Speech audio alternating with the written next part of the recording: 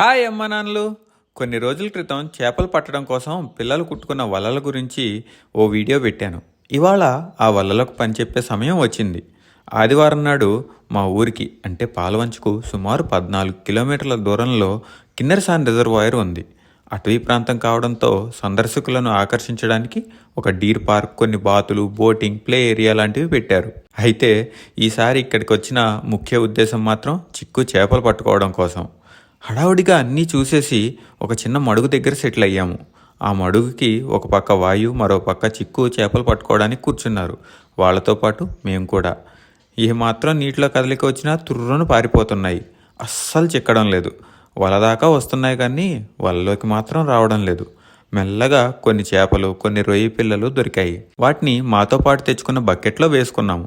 ఈ ఎక్స్పీరియన్స్ పిల్లలకి సంతోషాన్ని ఇస్తే నాకు, మా ఆవిడికి మాత్రం సంతృప్తిని ఇచ్చింది.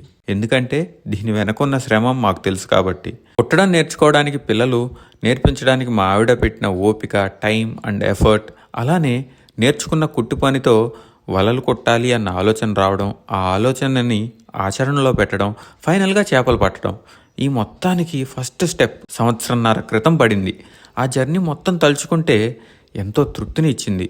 చివరిగా వచ్చేటప్పుడు ఆ పట్టిన చేపల్ని మళ్ళీ ఆ మడుగులో వదిలేసి ఎన్నో జ్ఞాపకాలను వెంట తెచ్చుకున్నాము.